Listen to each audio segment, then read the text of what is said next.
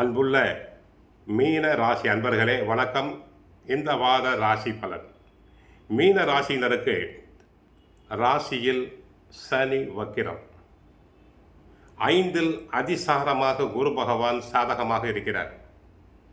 6ஆம் இடத்தில் கேது, 7ல் சந்திரன், 8ல் சுக்கிரன், 9ல் சூரியன், செவ்வாய், புதன் இணைந்து உள்ளனர். 5ஆம் இடத்தில் தங்களுக்கு குரு இருப்பதால் சாதகமான அமைப்பு. கடந்த காலங்களில் இருந்து வந்த நெருக்கடிகள் எல்லாம் தற்போது குறைந்து ஏற்ற மிகுந்த பலன்கள் தற்போது நடைபெறும். ஆரோக்கியம் சிறப்பாக இருக்கும். நீண்ட நாள் மருத்துவ சிகிச்சை மேற்கொண்டவர்களுக்கு நல்ல நிவாரணம் கிடைக்கும். நல்ல முன்னேற்றம் உண்டாகும். சூரியனால் அரசு காரியங்களில் வெற்றி பெறலாம். தங்களுடைய பாக்கியஸ்தானத்தில் 9ல் உள்ள சூரியன், செவ்வாய், புதனை குரு பார்ப்பதால் அரசாங்க காரியங்களில் நன்மைகள் கிடைக்கும். அரசியல்வாதிகளுக்கு நன்மை. உத்தியோகம் செய்பவர்களுக்கு பதவி உயர்வு, இடமாற்றம் கிடைக்கும். தொழில் வியாபாரத்தில் நல்ல முன்னேற்றம் உண்டாகும். குடும்பத்தில் ஒற்றுமை உண்டாகும். கடந்த கால பிரச்சனைகள் குறைந்து சுபகாரியங்கள் நல்ல விதமாக நடைபெறும்.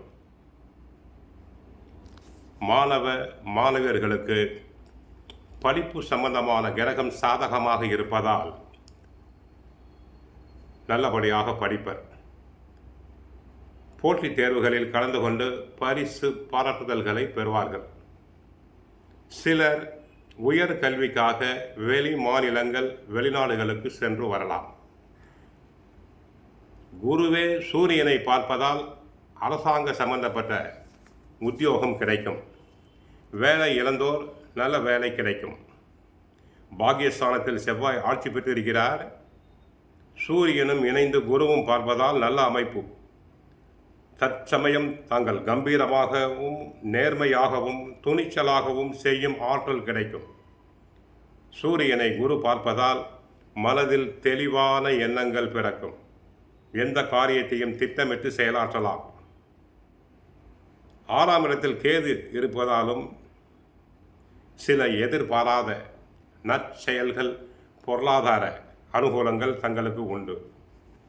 தங்களுடைய ராசியில் உள்ள சனி பகவானை குரு 9ஆம் பார்வையாக பார்ப்பதால் தற்சமயம் 7.5 சனியினால் எந்த பாதிப்பும் கிடையாது. தேவையில்லாத பயணங்களை தள்ளி வைக்க வேண்டும். வேலையில் இருப்பவர்களுக்கு மேல் அதிகாரிகளால் சின்ன பிரச்சனைகள் வரலாம்.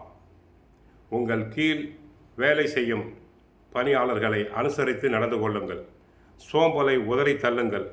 உணவு, உடற்பயிற்சி, தியானம் என உடலை நன்றாக வைத்துக் கொள்ள வேண்டும். 17ஆம் தேதி 3:36 முதல் 20ஆம் தேதி காலை 4:14 வரை சந்திராஷ்டமம் உண்டு. சந்திராஷ்டம தினத்தில் கவனமாக இருங்கள்.